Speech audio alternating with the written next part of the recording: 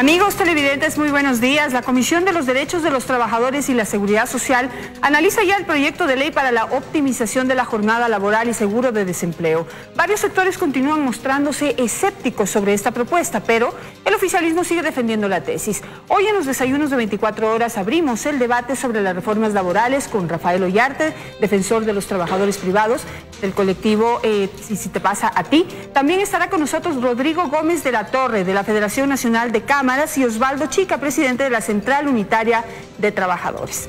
Antes de empezar, caballeros, a quienes ya tengo en mi sala, queremos dejar claras las reglas de juego en este debate. Cada intervención tendrá una duración de 2 minutos. Faltando 15 segundos, una primera alarma sonará indicándole a quien esté en el uso de la palabra que debe concluir. Un timbre final indicará que su tiempo ha terminado. De igual manera, las réplicas deben durar 1 minuto. Una advertencia sonará cuando queden 15 segundos para que quien está interviniendo pueda terminar su idea. La moderadora, que voy a ser yo, podrá intervenir y preguntar dentro del tiempo asignado a cada uno de los invitados. El cronómetro estará siempre en pantalla. Señores, vamos a comenzar, así que me paso para su lado. ¿Voy para allá?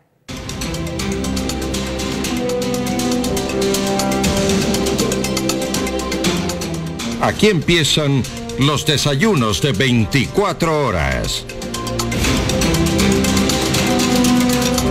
Muy bien, vamos a empezar con el primer tema. Les doy la bienvenida a todos. Y quisiera hablar de la reducción de la jornada laboral. Quiero empezar con Osvaldo Chica, presidente de la Central Unitaria de Trabajadores. Osvaldo, buenos días y cuénteme cuál es la posición de los trabajadores frente a esta propuesta del gobierno. Sí, muy buenos días y gracias por la invitación y un saludo a la clase obrera. Para nosotros la reducción de la jornada de trabajo la hemos analizado ya y la hemos revisado dentro de la Central Unitaria de Trabajadores y la vemos como una situación en estos momentos, en la situación que se vive a nivel de la región. Creo que es lo más acertado siempre y cuando pues tenga su límite y no vaya más allá de 6 meses o con una prórroga más de 6 meses más, que sería 1 año, ¿no? Sí, su organización se ha mostrado siempre muy cercana a las tesis del gobierno, pero ¿cómo hace para poder tener una posición de congruencia y de unidad con el resto de trabajadores que no están para nada de acuerdo que se les reduzca su jornada de trabajo? Ellos manifiestan que se está cortando, digamos, la tela por el lado más débil, por el lado más flaco. ¿Qué les dice usted a todos esos trabajadores que no estarían de acuerdo con usted? Bueno, la Central Unitaria de Trabajadores al momento es la central más grande que tiene el país. Representa a todos los sectores del país, sectores campesinos, indígenas, sectores públicos y privados. Pero nosotros lo hemos visto de la mejor manera, precisamente dentro del análisis que se hace en el Comité Ejecutivo, porque las decisiones no las tomamos unilateralmente, y esta medida tiene también sus condicionantes. Primero, de que la empresa tiene que demostrar que ha entrado en un proceso de quiebra, y esto de aquí tendrá que ser verificado por el Ministerio de Trabajo. No se ha hablado de un proceso de quiebra. Pero quisiera, por favor, tomar la reacción de Rodrigo Gómez de la Torre, presidente de la Federación Nacional de Cámaras. ¿Qué puede decir usted? Empezamos, por favor, no he visto el cronómetro, he estado llevando el tiempo en mi mente. Muy buenos días con todos. Realmente vemos que la jornada puede aplicar a ciertos sectores. La jornada reducida va a limitar algunos aspectos y obviamente si se trabaja menos horas se va a producir menos, se va a vender menos o se va a producir menos en lo que es materia industrial. Sí hemos planteado que para ciertos casos deberíamos ver mecanismos distintos. La jornada laboral, como está planteada en la ley, requiere la autorización de la autoridad del trabajo, cuando lo que sí deberíamos analizar también es que a través del acuerdo entre las partes se pueda llegar a una jornada diferenciada. Hay otros sectores que, por el contrario, más allá de una situación de reducir la jornada, necesitamos mejorar competitividad en el país. Lo que el país requiere es trabajar, producir más, pero ser más competitivos. Y no solamente analizar la capacidad que tienen las empresas de vender más o vender menos, sino cuáles son los costos de producción. Porque probablemente estamos vendiendo más, pero estamos teniendo muchas menores utilidades y creemos que por el lado de las utilidades y en un análisis de costos de producción también se debe considerar el tema de la jornada reducida. Ahí me regaló unos segundos. Rafael Ollarte, usted es constitucionalista. Quisiera empezar aclarando lo que dijo Osvaldo. ¿Las empresas tienen que entrar en quiebra para poder proponerles a sus empleados que rebajen la jornada de trabajo y el sueldo? No, en lo absoluto. El proyecto de ley lo que establece es que con la voluntad de los trabajadores el empresario puede reducir la jornada laboral un 25%, es decir, hasta 30 horas. Naturalmente, como dice el proyecto de ley, ello implicará también una reducción de los salarios de los trabajadores. A mí me parece llamativo el señalamiento del dirigente de los trabajadores. Yo nunca había escuchado a un dirigente de los trabajadores defender de ese modo a la clase trabajadora. Me parece inaudito. ¿Por qué? Porque esta clase de disposiciones usted las puede encontrar, por ejemplo, en Chile. Pero en Chile no existe constitucionalmente este tema de la irrenunciabilidad de los derechos de los trabajadores. Es decir, si usted va a copiar algo de otro país, bueno, por lo menos que la constitución de ese país tenga un correspondiente con la constitución nacional. Luego, desde el punto de vista empresarial, ¿le conviene acaso al empresario reducir la jornada laboral cuando lo que él necesita en una situación de problemática es producir más, vender más sus bienes y sus servicios? Esa es la pregunta que nos debemos hacer. Ahora, esto se podrá hacer fácilmente porque eso también es lo otro, es decir, a ver, ¿qué trabajadores estarán dispuestos a ver reducida su ingreso, su salario, por una situación que se presenta en la empresa? La cosa debería estar muy mal. Y a mí me llama la atención que un gobierno que me dice que la crisis es solo en términos académicos, ahora luego de 9 años nos salga con esta media mecha de esta ley, reduciendo la jornada laboral, admitiendo que hay problemas. Es decir, 9 años en los cuales el sector empresarial no fue bien tratado, ahora pasamos al maltrato al trabajador. Esas son cosas que a mí me llaman la atención. Si esto no debería ocurrir, si aquí no pasa nada, si estamos todos bien. ¿Por qué suceden estas cosas? Ahora, lo que sí indica esta ley es que, como para sopesar el tema, de que los empresarios no pueden repartir utilidades si es que no pagan la remuneración mínima. Algo parecido de lo que ocurre con el salario digno. Pues, por lo tanto, deberían establecerse unas compensaciones. Pero el salario nadie lo va a poder compensar. Tenemos un minuto para la réplica, Osvaldo. Sí, efectivamente nosotros venimos defendiendo este proceso porque es el momento adecuado y nosotros estamos convencidos de que primero hay que tener el común acuerdo entre el trabajador y el empleador. Esto no es una obligación para el trabajador. Tiene que haber de por medio un acuerdo y nosotros sí hemos sido claros y dentro del Consejo Nacional de Trabajo de que tiene que entre el trabajador y el empleador un órgano regular. Y hemos pedido de que se forme un observatorio precisamente porque sabemos que hay empresarios muy buenos y de muy buena voluntad, pero también hay empresarios que van a querer hacer su agosto. Y que este observatorio, de forma tripartita entre empleadores, trabajadores y Ministerio de Trabajo, sean quienes estén vigilantes de esta situación en los comunes acuerdos que haya entre trabajador y entre el empleador. ¿Usted considera que habrá un trabajador en este país que, por ejemplo, ganándose el mínimo, el salario mínimo, o hasta, digamos que un promedio de $500 que no alcanza ni para la canasta básica, acepte que le rebajen el sueldo? ¿Cree que haya uno? Todo depende, si es voluntario. Si yo tengo un negocio propio, si yo tengo o estoy estudiando y necesito esas horas para culminar mis estudios, por supuesto que lo haría. Hay que ver el contexto de que no todos los trabajadores van a aceptar las 6 horas y en eso estamos totalmente de acuerdo. Por eso tiene que haber el acuerdo entre las partes. Y eso es importante resaltar porque se está tratando de tergiversar de que es una obligación. Rodrigo, una réplica, un minuto. A ver, realmente, como decía previamente, hay que analizar qué sectores podemos hacerlo. De pronto, y voy a hablar académicamente, probablemente en temas industriales uno decide y apaga la máquina. En el tema agrario o en el tema de la construcción particularmente, si uno trata de apagarle a la vaca o a tratar de apagarle al cultivo de flores, pues las flores son reacias a ser apagadas al igual que los animales. De la misma situación sucede en la construcción. En la construcción lo que se quiere es terminar las obras lo más pronto posible y de la mejor manera factible.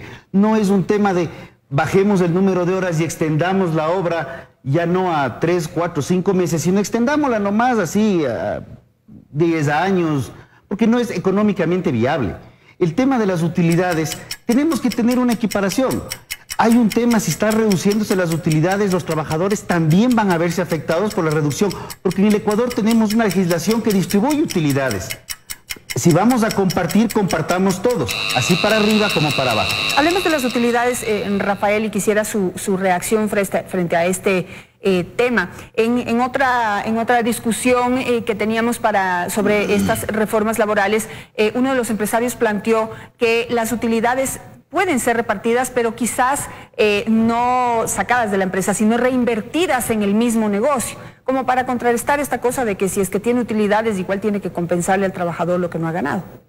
A ver, el tema de utilidades en Ecuador es problemático y va a ser problemático con esta ley. Porque usted tiene hoy una ley que se denomina para la justicia laboral, en la cual se recortan las utilidades de los trabajadores, no del empresariado.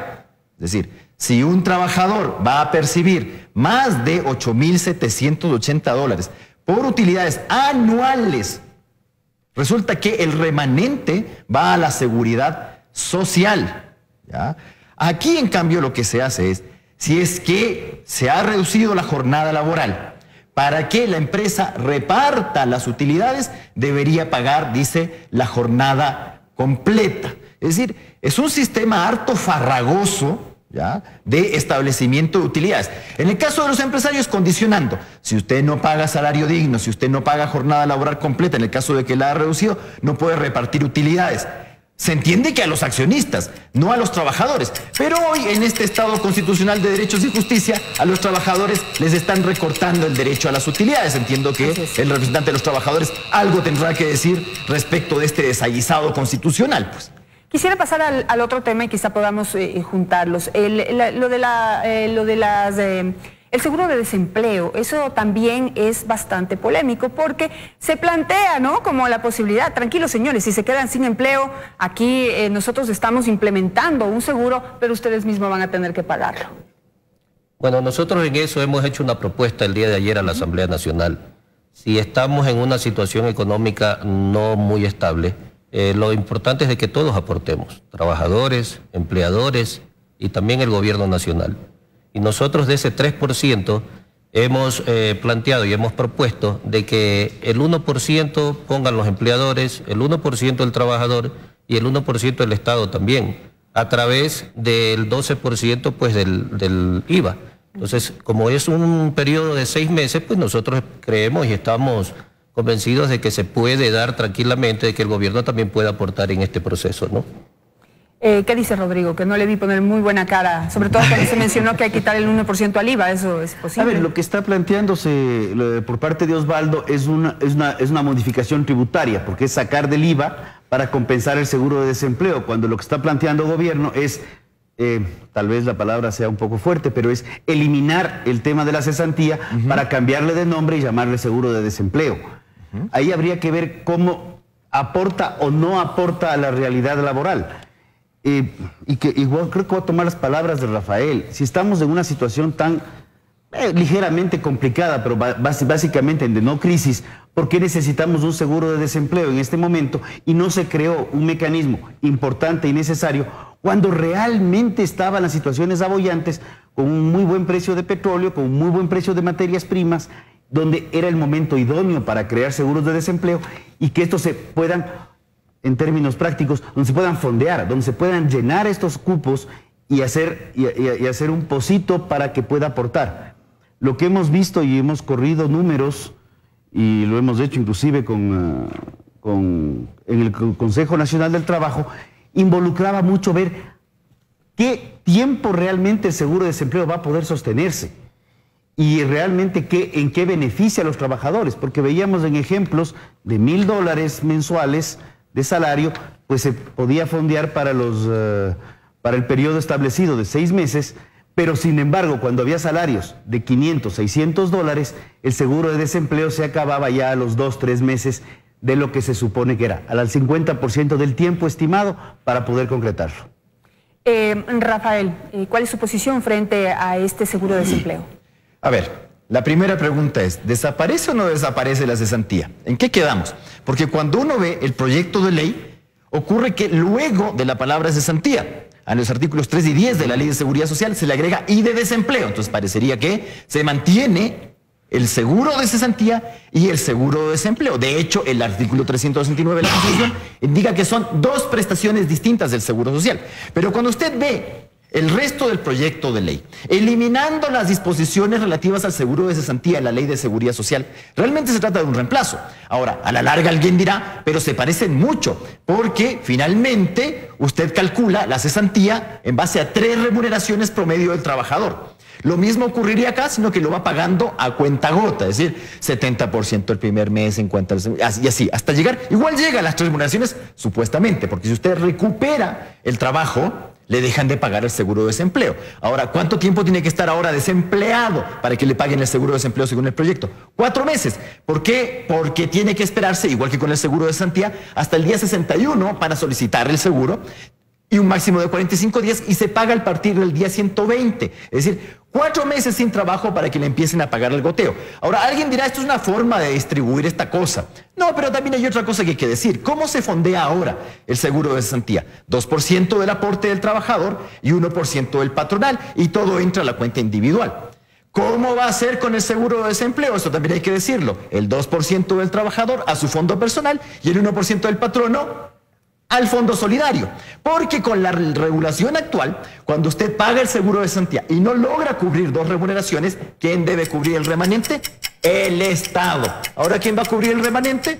El fondo que se constituye de los patronos. Es decir, el Estado se está sacando aquí el peso, pues, del seguro de cesantía. ¿Ya? Hay que defender también los derechos de los trabajadores de vez en cuando, pues. Bueno, a mí me quedó clarito, no sé qué dice usted, Osvaldo. Sí, yo respeto la posición suya, doctor. Por eso es la propuesta que nosotros estamos haciendo. Pero del IVA no se puede sacar, eso es una, se implica una reforma tributaria. Pero habrá que hacer la reforma tributaria y habrá que hacer las reformas que hayan que hacer.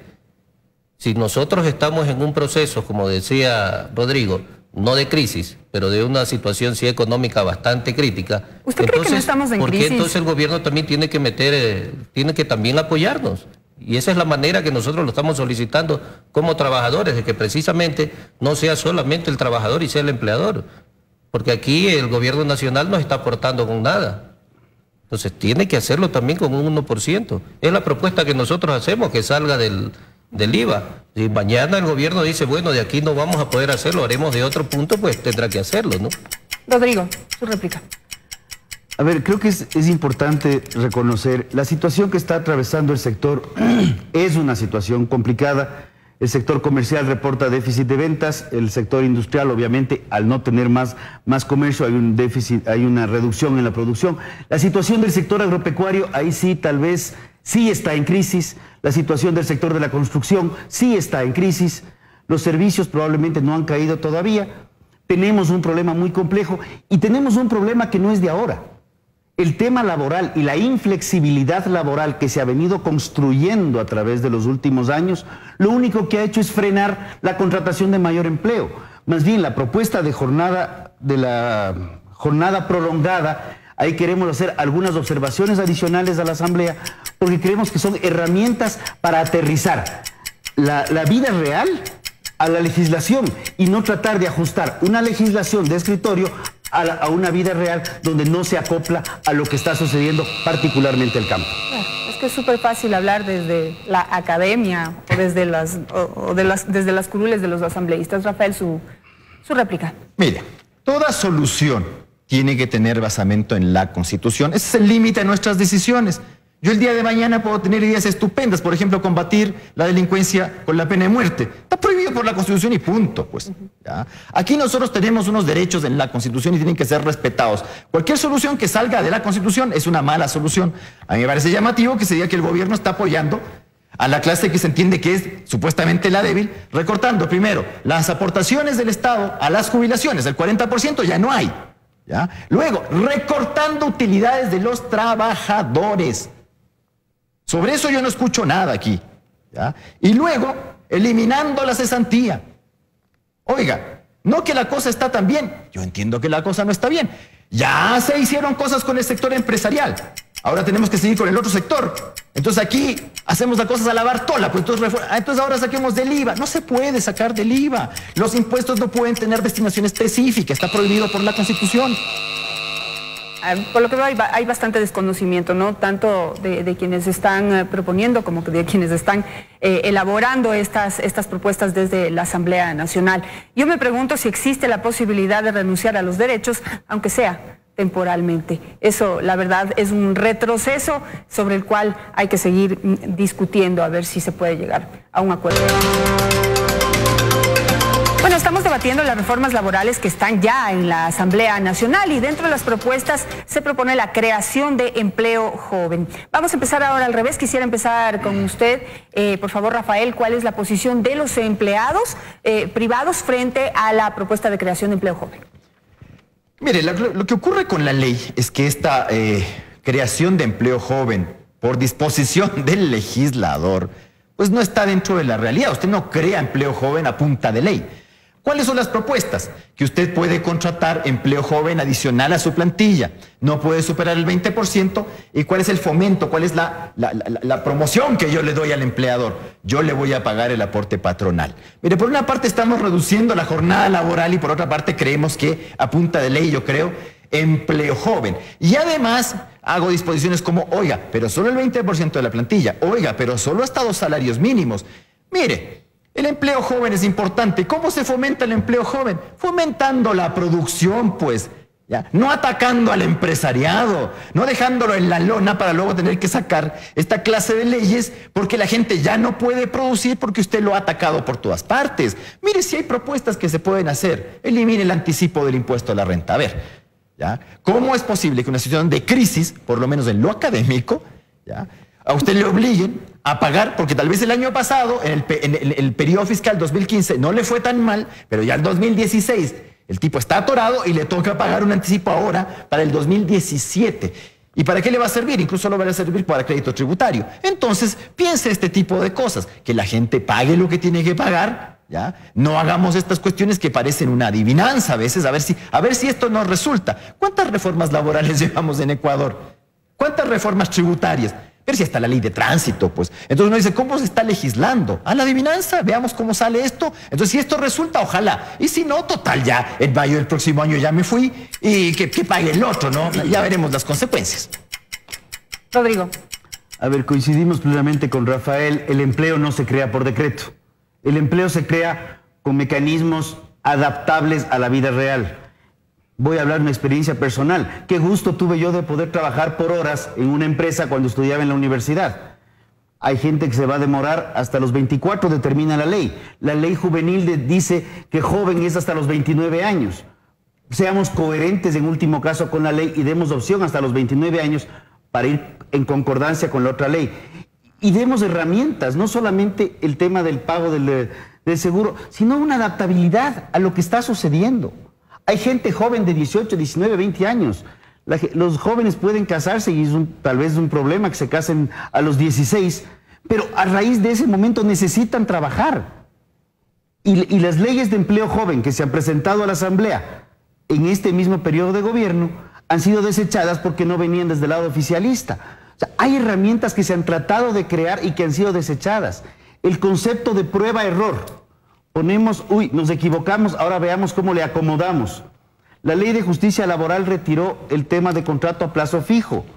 El ejemplo pragmático que hemos hecho justamente al ministro en esta semana es quién se casa en la primera cita. Al menos demos un tiempo de noviazgo que supere los 3 meses, un plazo fijo de 1 año. No, lo que teníamos en la ley anterior. La ley anterior no era perfecta. Se dieron distorsiones inclusive en el caso de la tercerización y el trabajo por horas, pero se eliminaron herramientas de contratación en lugar de corregir las distorsiones. Y al eliminar esas herramientas lo que hemos hecho es complicar más aún la contratación.